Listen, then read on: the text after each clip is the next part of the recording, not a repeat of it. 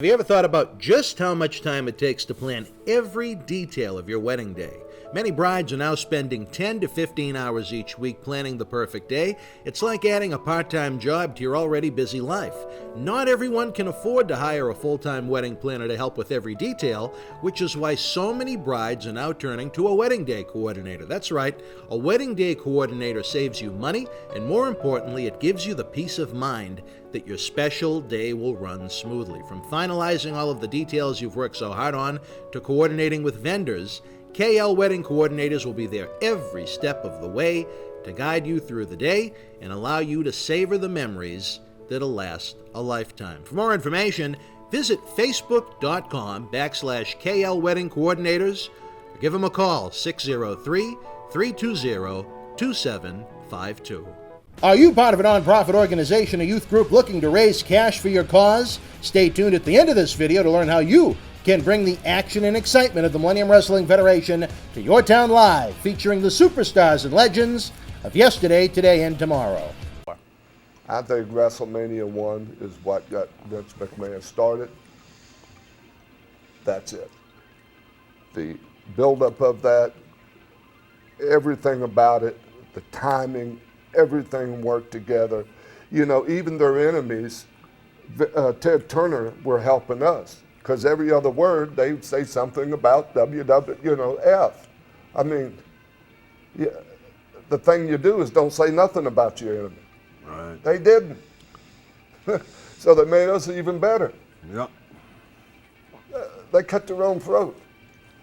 No, I don't think, whatever her name is, Cyndi Lauper and all those people in that, all it did is give it that little glitter, but did it help? They come out there to see a show, buddy, and they got it. This is Mick Foley. This is Harley Race. This is Shelton Benjamin. This is Mr. Wonderful Paul Orndorff. This is the Monster Abyss. And this is Daniel Bryan. This is JBL, and you're watching the MWF. Be there live.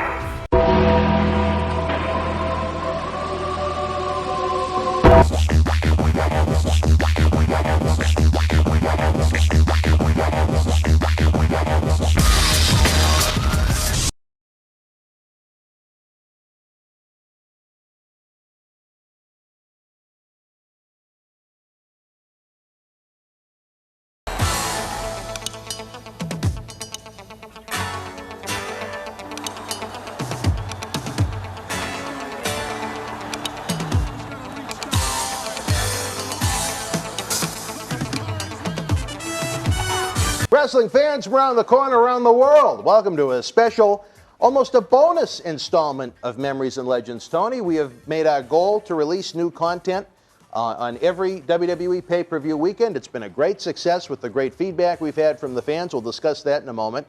We're going to put out a special holiday episode here to say hey to everybody, talk about what we're going to release the rest of the summer, Tony. We have some really fun stuff coming up. On WWE Battleground weekend, we're going to have maybe a somber episode that we've already produced where we talk somber. Oh, somber. About the 30th anniversary, believe it or not, of the passing of Bruiser Brody, the murder that took place in Puerto Rico that Tony witnessed firsthand. Then we're going to have perhaps a double-header SummerSlam weekend. Our good friend Warbeard Hansen, Todd Hansen, you remember him traveling the Indies. He's making a huge name for himself in NXT. We hope he's going to be participating at the NXT TakeOver Brooklyn event. SummerSlam weekend, we're going to have one episode where it's almost going to be like Dr. Phil comes to the Millennium Wrestling Federation as our president, Dr. David Reese, an esteemed psychiatrist, is going to join us in studio to try and break down Tony's love of these shoes and the abuse that goes along with it. It's going to be must-see TV, Tony. A psychologist going to talk to me? Yes. When he get through talking to me, he going to be as crazy as I am. They may lock him up in the 6th floor Melrose Wakefield Hospital. There's nothing wrong with me. There's nothing wrong with me. Nothing wrong with me. And then for all of you longtime fans, the other episode we're going to release on SummerSlam weekend we've already produced. We discuss 3 great WWF and WWF champions in Bruno Sammartino, Superstar Billy Graham, and Bob Backlund. We're also going to have another great episode coming as the fall season kicks off, who we're going to take, we haven't taped this one yet, but Legends House. We're going to have a lot of fun with that. Yes. But here is a bonus, Tony. The fan feedback has been so great. They've appreciated your honest insight. You know, you always have some trolls on the internet. They're going to have negative things to say. But in general, the fans, they respect you for what you've done. Being, I don't know if man enough is the right word, but maybe being honest enough with yourself to share these abuse tapes we've seen so far. Abuse? The shoe tapes. There's nothing abusive about that. You being kicked in the head hundreds of times is not abusive. But that's what's wrong with all you guys today. Tell me. Look, if you guys out there don't let your girlfriend or your wife stomp you in the face, punch you in the nose, you're all wimps. You wimpy guys. It's fun. Let your wife beat you up every now and then. Ask your wife, turn to your wife right now, turn to your girlfriend and say, honey, will you enjoy stomping me or punching me? And I guarantee you, your wife would punch you in the nose if you ask her. I guarantee you your wife would kick you if you ask her. I guarantee your girlfriend would punch you in the nose, and I bet you they would like it. Well, Tony, it's not a secret. There's various places. You think women do not enjoy whooping your butt? I don't know any woman that would not. Yeah, they would love to whoop you. Oh, they would. There's a lot of women out here would love to beat up a guy. All right. Yeah. So well, Tony, it's not a secret. Abuse. There has been some times in recent years you've faced some financial struggles. It's been reported online. We're going to release, to help the cause, for you great fans that have enjoyed Tony Atlas so far, the uncensored footage of these shoes and abuse. You going to show that to people? Anyone that wants it. We've shown them. They got about 4 minutes. No kids. Don't let kids watch. No kids. It's not for family viewing. It's not for kids. We put up great we don't disclaimers. We don't want kids to imitate anything right. I do. Certain things that kids should not imitate. But for adult wrestling fans and fans that perhaps are of shoes and abuse, you women you may enjoy it. I tell you women, y'all watch that tape, and then you get your husband, you do the same thing to him that the girl is doing to me on the tape. I bet you'll like it. The guy, I don't know how the guy going to enjoy it. Some guys may like it, but I know every woman likes that. All right, Tony. We were asked to do a little something here in this bonus episode we're putting together about the passing of one of wrestling's great superstars last week. It'll be 2 weeks ago by the time we release this. A man that sat in that very chair where you are, here in this studio, Leon White, better known as Big Van Vader. Well, he had he was an amazing individual.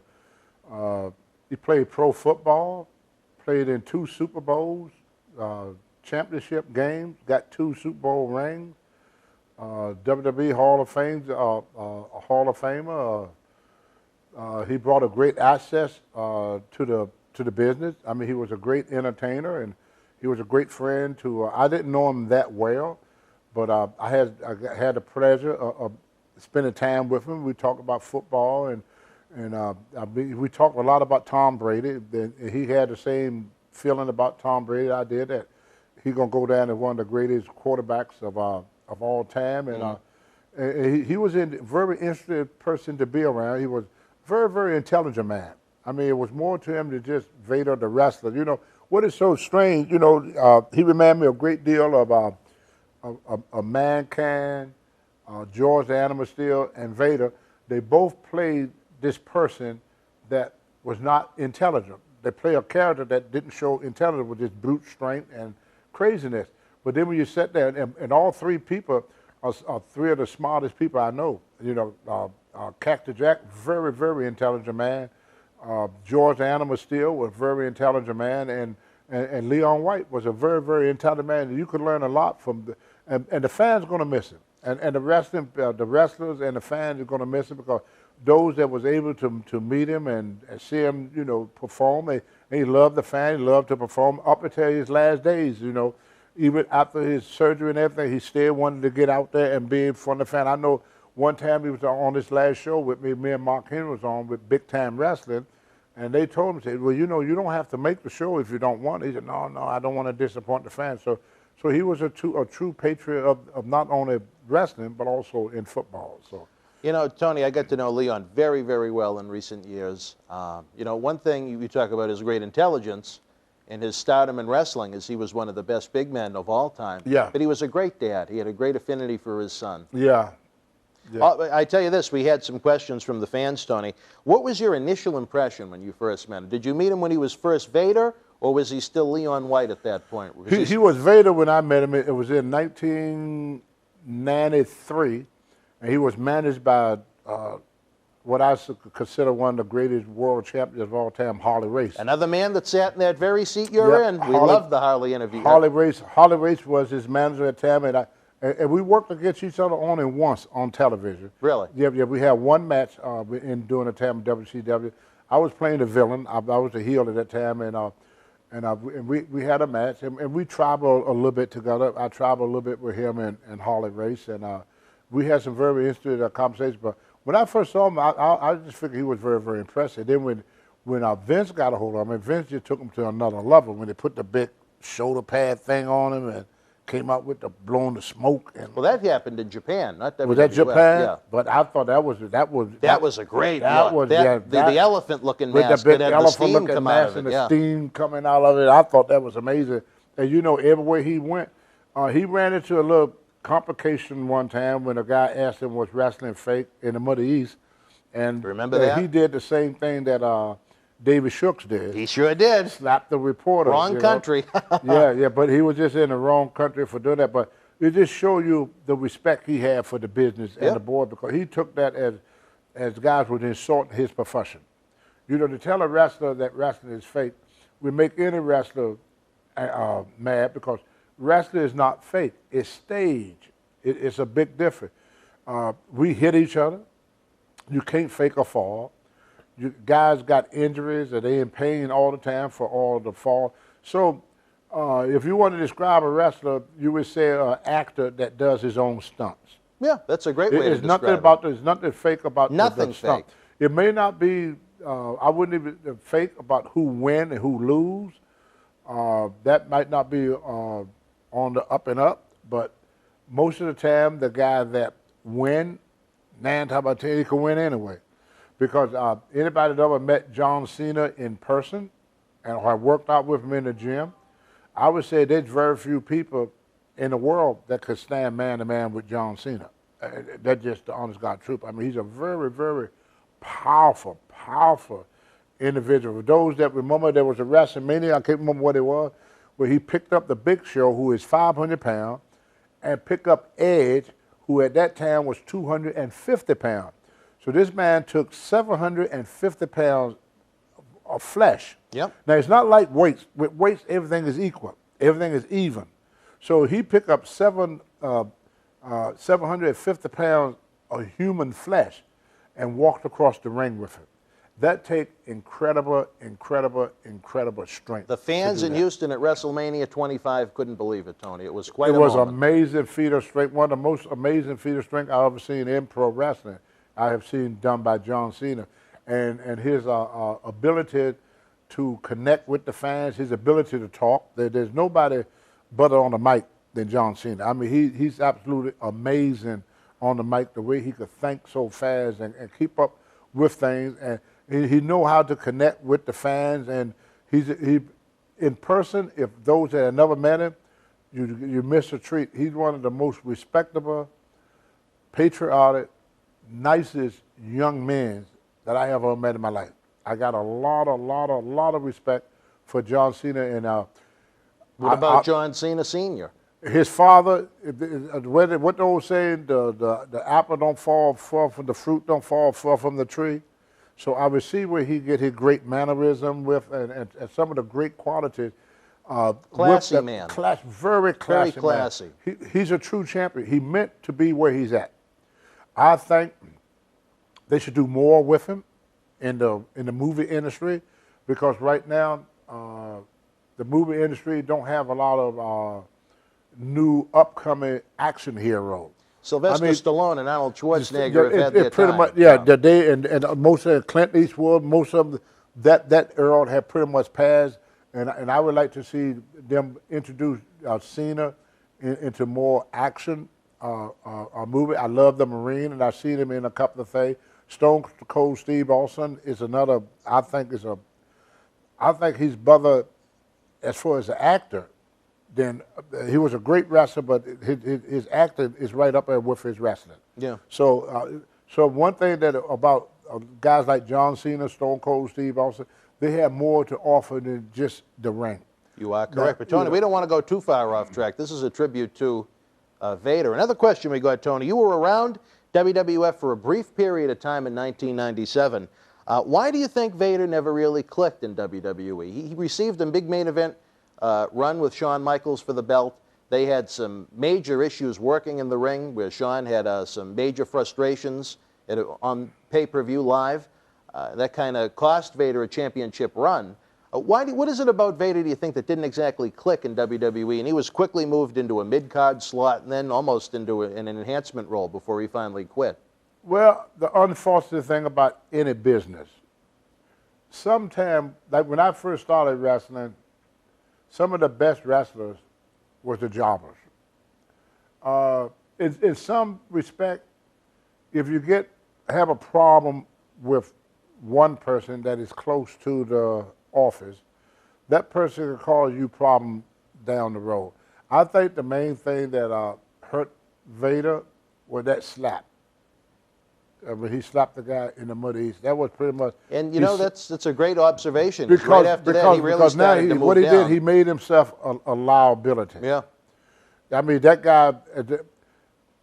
Like for example, when you do something in wrestling or football, people would not have came out to Vader. They would have came out to WWE because they got deeper pockets. And if you keep that person around, he caused a liability, and he made himself a liability. You know, like I said, Vince McMahon had never fired anybody that didn't deserve it. You do something in your career because Vince got more people to answer to than just WWE employees and WWE wrestlers. He also had to answer to networks, USA Network. He has to answer to his sponsors. And you know, the biggest one is stockholders. right? They're It's a publicly stockholders. traded He has company. to answer to all the people. So when a guy make himself a liability, they say, well, if he do that, because he didn't go to jail, which means he cost the WWE a lot of money. He was stuck in the country for a couple They of had weeks, to spend though. a Yeah, lot of money to getting get him back out. So and his temperament, Vince probably figured maybe he would do it again. Maybe next time it'd be worse on the organization. But it's like David Shook, when he slapped the reporter, that made him a liability. So whenever you do something, you know, you make yourself a liability to the company. Right. And Vince can't afford to have scandals because everybody is, in today's time, everybody's looking to sue. So I think that had a lot to do with it. The slap he did, when we slapped the news reporter. All right, we got a question from Arthur Simonelli on Twitter. He wants to know, where would you rank Vader amongst the great big men in wrestling history, Tony? Within the top 10. Really? Yeah, I'll put him up with the top 10 because, like I said, there ain't many men his size. Now, Vader was almost over 400 pounds. You know, he was a very, very big man. And plus his history to go along with it. I mean, how many wrestlers you know that have 2 Super Bowl rings?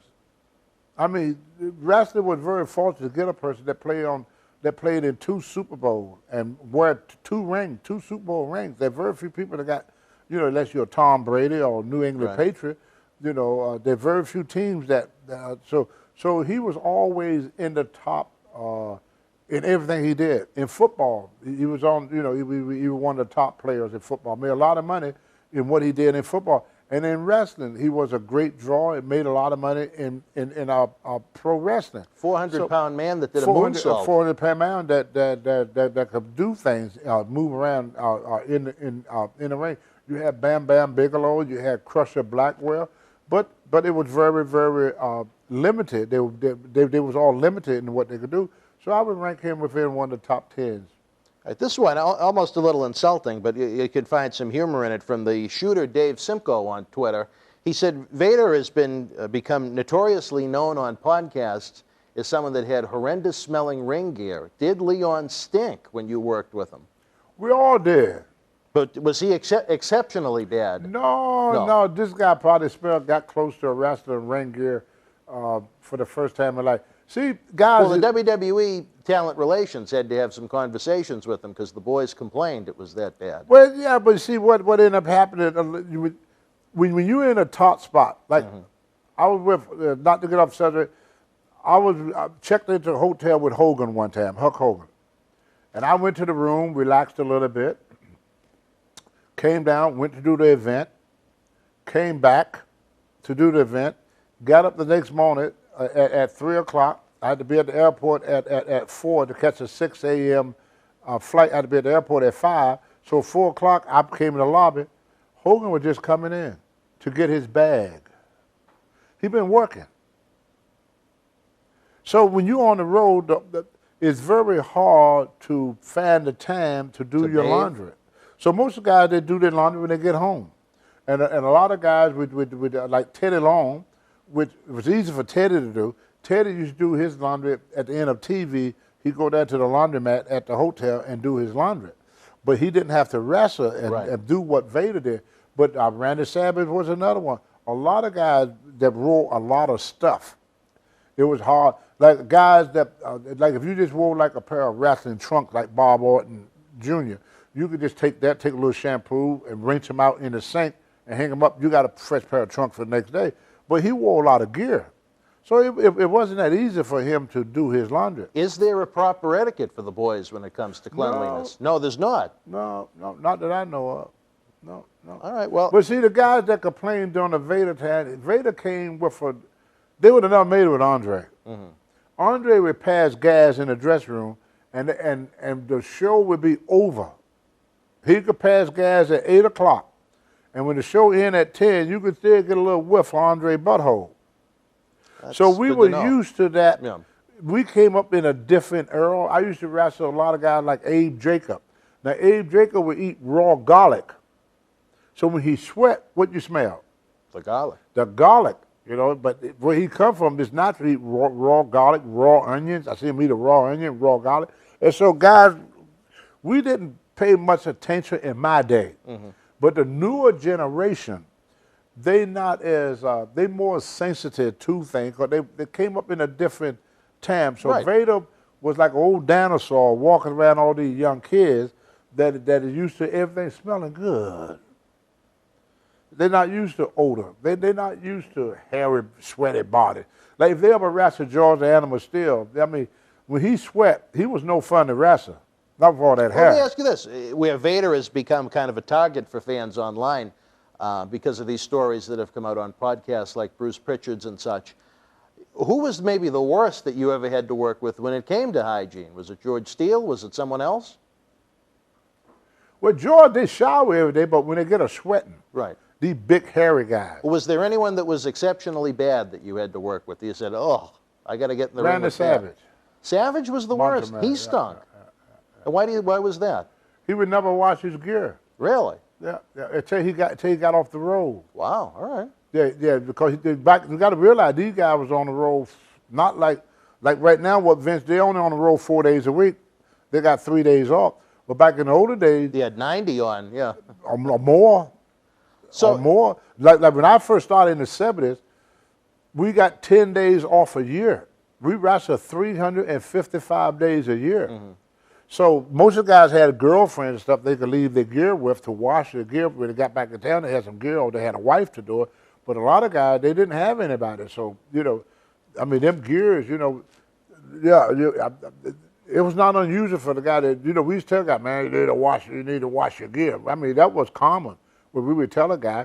So Vader just being targeted among thousands and thousands of people that went through the same thing. You know, all of them, you know. Do you think it's an unfair criticism that he stunk? Yeah, because it's unfair because it was part of the business. I mean, especially when you get in like amateur sport. When I was an amateur wrestler, I remember the coach came in and told all of us when I wrestled for Petra in high school, y'all guys need to take your gear home and wash it. Our workout stuff we train in, because we train in sweatpants and a sweatshirt. Yeah. And it got a little raunchy there around town. But you get around any sport room, even with you take in the sport room, you're gonna when the guys get through working out and they come back in, it all sweaty and smelly. You know, Tom Brady ain't smelling all that good after his game either. All right, well, again, but he got somebody to do it for him. The boys got to the point where they went to management to complain about it. So there must have been a little something to it. Have you ever heard of that before? The guys going to the that's office? my first hear, but I Really? think just knowing the rest of it, if a guy went that far, it had nothing to do with the gear. They were trying to find a reason. They didn't like him. You know what? They didn't like him. That's a very good point. See, because it ain't the gear. Because to go to management over somebody's gear not smelling good, it's more to it. It's more to it than just the gear. Instead of Leon White, they were calling him Leon Ripe. Yeah. Well, they were trying to. There was something about them. He probably he was a very intimidated person, and A sensitive person at the same time. very sensitive, very sensitive. So he flew off the handle at a couple of guys. So whenever you get heat with someone, anything they had nothing else to say about him. So they picked that one thing to say about him. Like when I first started wrestling, the guys used to always pick on me about my calves because I had a 23-inch arm, but I had 18-inch calves, which was small for my body.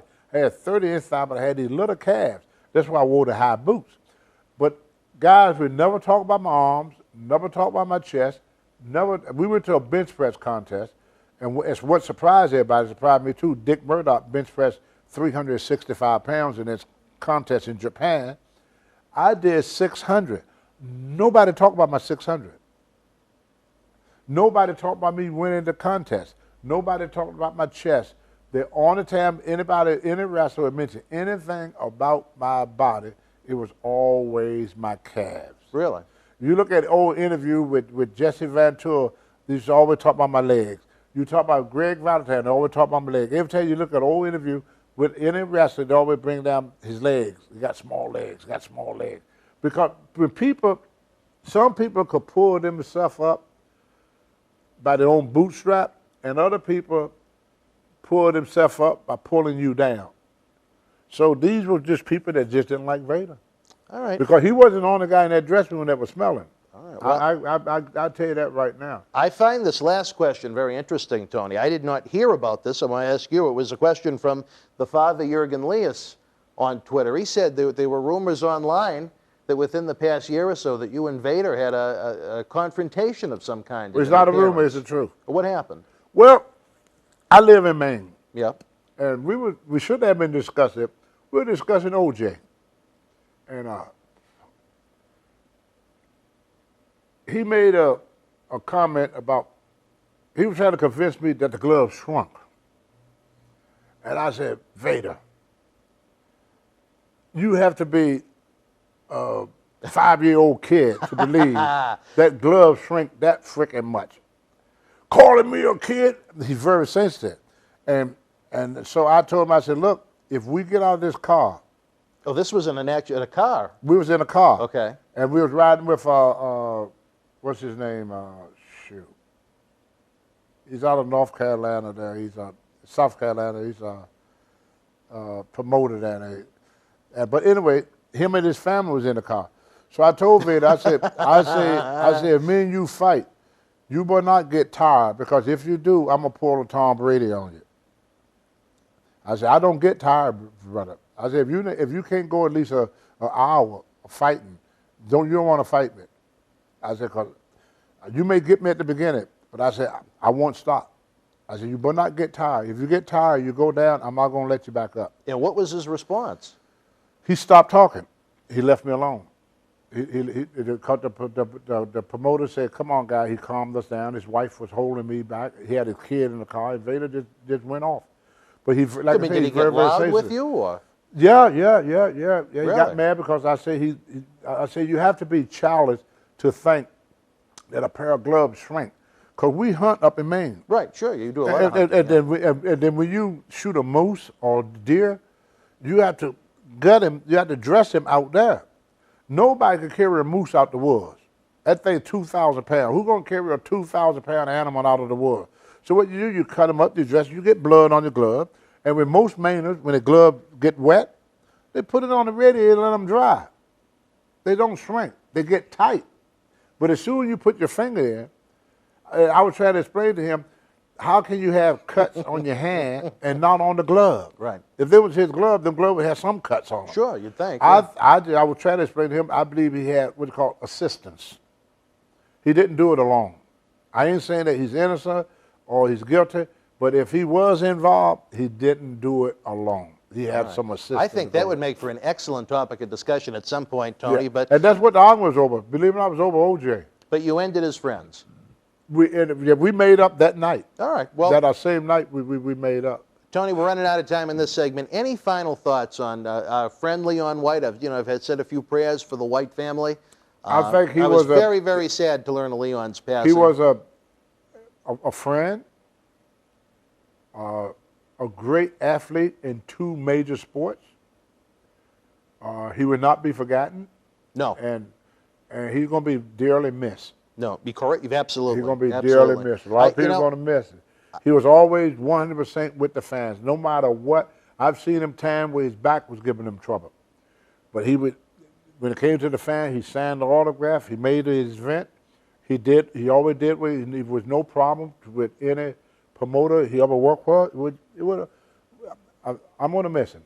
Well, I tell you, WWE, I have a lot of friends there, Tony, but I was awfully disappointed that they didn't choose to have a video tribute to him on their television programs. I think anytime, especially a guy that worked on Top Passes, I think on a 3-hour television show and a 2-hour television show, they could take a minute or two to pay homage to him. That was WWE's personal choice, and you know what? It's at their discretion. It's their programming, and we'll leave it at that. So for my good friend, the man that's always ready to take a step in the right direction, I'm Dan Marotti.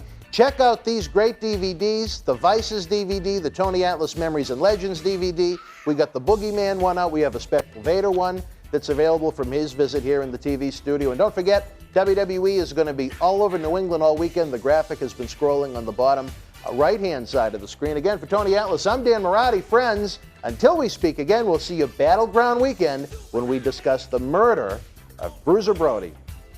I'm Dan Marotti. And I'm John Cena Sr. Let us tell you how the action and excitement of the Millennium Wrestling Federation can help raise cash for your nonprofit cause.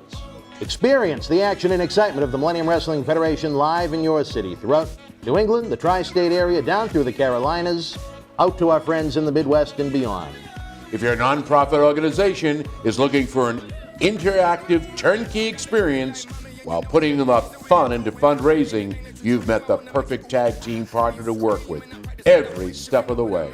The MWF offers a variety of packages for groups of almost any size, from our live events at the Boston Garden, the Kowloon Entertainment Dining Complex, and the legendary Suffolk Downs, to high school gyms and function halls. We've presented live events everywhere and anywhere. Since 2001, the MWF's mission has been simple: keep the kids off the streets.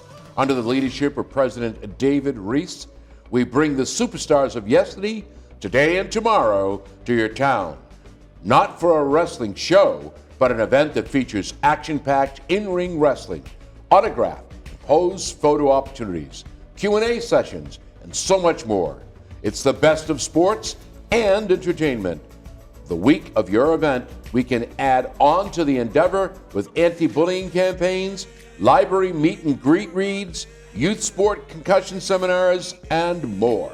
Our live events are fit for fans of any age from 5 to 95. This fall is part of our new Kids Club program. We offer live event experiences exclusively for the youngest of fans. On the flip side, we can produce a tailor-made event for fans of an older demographic as well. We work with you every step of the way to get the word out to fans near and far on our local television offerings and to over 50,000 fans and growing on our social media platforms. Your success is our success. If your group has had enough of candy bar and wrapping paper sales and has the energy to team with our passionate fan base, bringing the NWF experience to your community is the answer to put smiles on faces while raising cash for your cause. Contact us today to get the ball rolling for your custom-made event that you'll want to bring back year after year to your community. Don't just take it from us. Here are the folks we've teamed up with in the past.